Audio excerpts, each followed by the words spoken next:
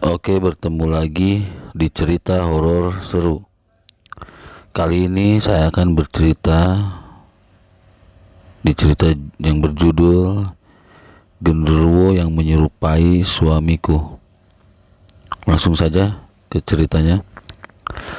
Sore hari, kisaran jam 4 sore, suamiku ngomong kalau dia nanti malam akan pergi ke kenduri arwah untuk melihat pamannya yang baru meninggal 7 hari yang lalu.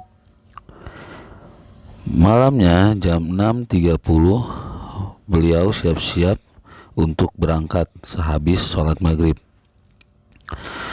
Kebetulan aku tinggal dengan mertua laki-laki dan perempuan.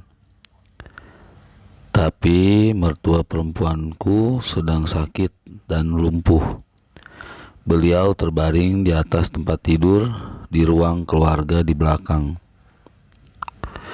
Rumah mertua lumayan besar dan memiliki ruang tamu yang besar juga, berbeda dari rumah lain pada umumnya, karena mengambil konsep rumah orang zaman dulu, agar jika ada acara-acara gampang dan mudah, dikarenakan rumah lapang dan luas. Di depan ruang tamu ada 3 kamar yang dibuat bersusun atau berdempet dan sejajar. Nah, aku menempati kamar paling besar yang terdapat di tengah-tengah. Kalau menurut kepercayaan orang sini, katanya pantang bikin kamar bersusun seperti itu, apalagi dalam jumlah yang ganjil. Yang anehnya, kamarku yang paling selalu muncul makhluk halus. Oke, lanjut ceritanya. Malam itu suamiku sudah mau berangkat karena kenduri arwah diadakan setelah Isya. Kebetulan rumah sangat jauh, butuh waktu sekitar 1 jam untuk sampai ke sana.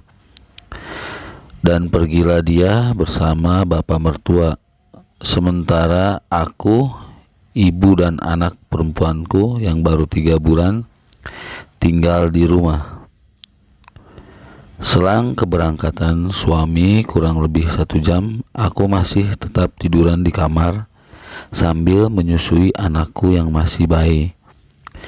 Namun tiba-tiba saja terdengar suara motor pulang, dan itu motor suamiku memasuki rumah. Tapi aku sempat berpikir, kok sudah pulang saja? Padahal jauh dan gak mungkin dalam 1 jam sudah sampai ke rumah lagi, tutur aku dalam hati. Tiba-tiba ada yang mengetuk pintu kamar sambil bicara, "Yang, buka pintu yang." Dan itu sama persis dengan suara suamiku.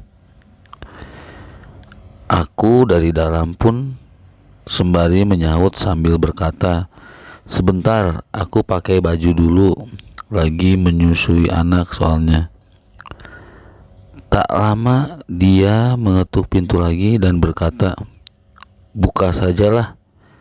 Aku pun berkata lagi, "Sabar, sabar," sambil sedikit dengan nada marah.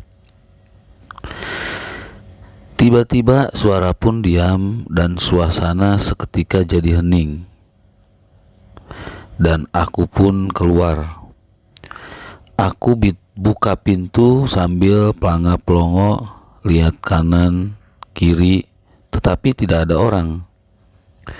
Kemudian aku nyusul ke belakang sambil berkata dalam hati, siapa tahu suamiku melihat mamanya di belakang. Setiba di ruang tempat mamaku biasa tidur, jumpalah aku sama mamaku yang lagi tidur-tiduran di kasur, sembari sesekali memutar tasbih di tangan kanannya. Lalu aku bertanya, "Ma, abang mana?" Mamaku menjawab, "Lah kan dia kenduri arwah, Kan udah bilang tadi pas pergi kamu pun tahu, saut mamaku sambil memasang wajah bingung. Lalu aku jawab lagi, kan sudah pulang, barusan dia mengetuk pintu kamar minta bukain, kataku lagi.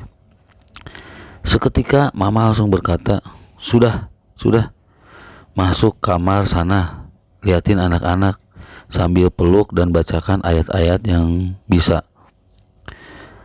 Aku pun mendengar dan masuk dengan wajah pucat dan takut. Tidak lupa kamar kukunci dari dalam. Sesaat kemudian masuk pesan dari suamiku yang mengatakan kalau dia belum bisa pulang cepat karena acaranya agak sedikit terlambat dimulai. Palingan sampai rumah sekitar jam 11 lewat, begitu tuturnya. Aku pun langsung mengiyakan tanpa menceritakan kejadian tadi. Pikirku sebaiknya nunggu dia pulang saja baru kuceritakan. Oke, ceritanya sampai di sini dulu. Untuk kelanjutannya akan masuk di part 2 yang pasti akan lebih seram dengan penampakan dari genderuwonya. Sampai bertemu lagi di cerita horor seru. Terima kasih.